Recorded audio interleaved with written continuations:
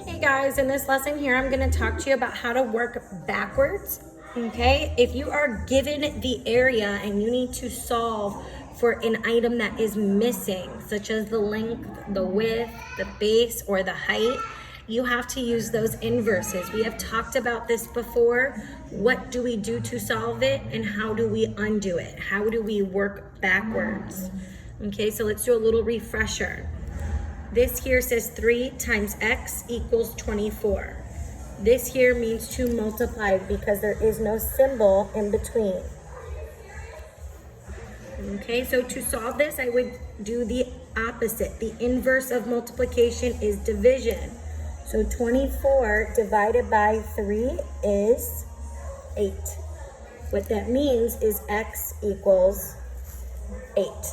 We can always check our work, don't forget. Okay, by asking us the question, does this make sense? Does 3 times 8 equal 24? We know it does, which means this is correct. Remember that fraction means to divide. So what this says is x divided by 4 equals 9.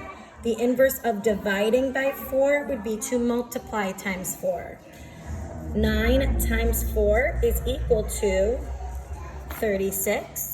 Which means x equals 36.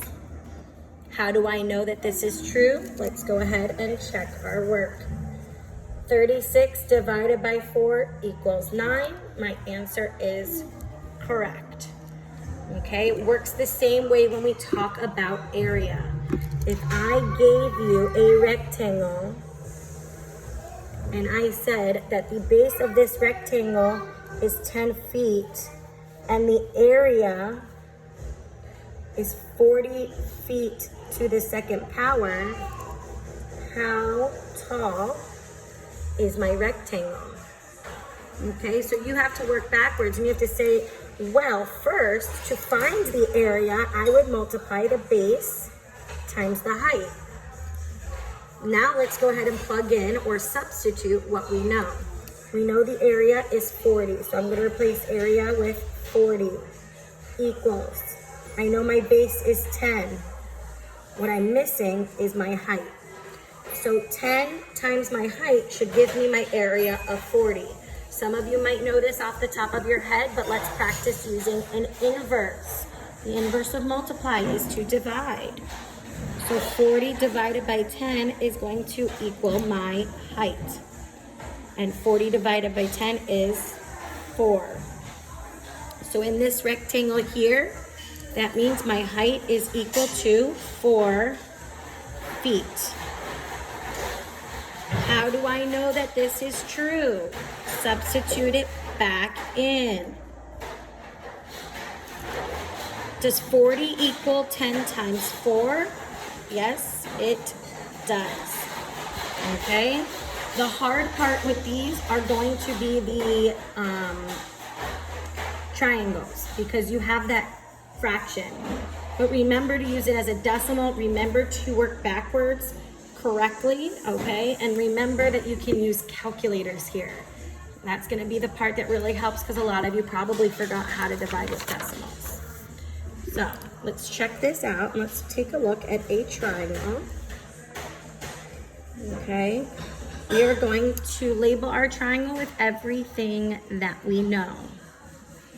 This triangle has a height of 6 inches and an area of 24 inches to the second power.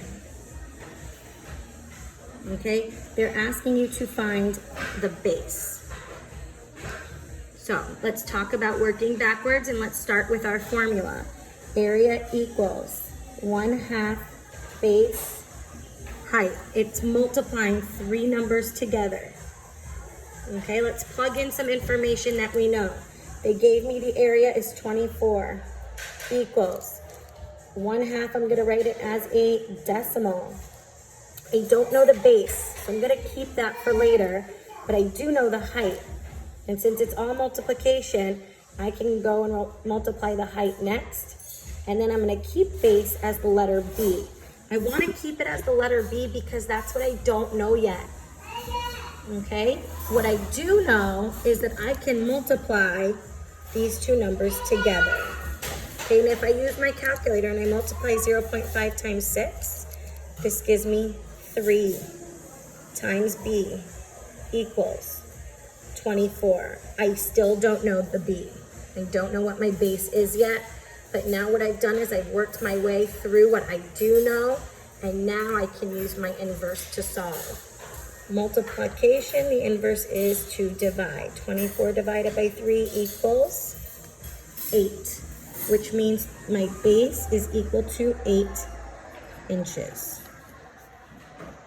Again, if you want to check your work, you're not sure, did I make a mistake? Did I do something wrong? Go ahead and plug it back in and check your work.